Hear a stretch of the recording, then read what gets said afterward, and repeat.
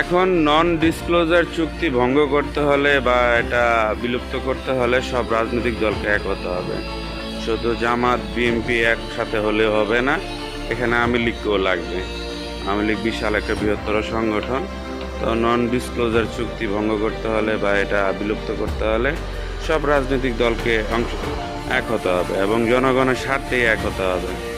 হ্যাঁ, এখন আমরা তেল কিনতে, তেলের যে ক্রাইসিসে পড়ছি, তেলের সাথে সব কিছু রিলেটেড, সব কিছুতে প্রভাবিত। তেলের যদি ক্রাইসিস শুরু হয়, তেলের দাম যদি বৃদ্ধি পায়, তেলে যদি না পাওয়া যায়, তখন আমাদের দেশ চলবে কিভাবে? হ্যাঁ, একটা দেশের উপর নিয়ন্ত্রণ করে আমাদের ব্যবসা বাণিজ্য সব কিছু নিয়ন্ত্রিত হবে, এটা তো গ্রহণযোগ্য হইল না। এটা তো জনগণের বিরুদ্ধে গেল।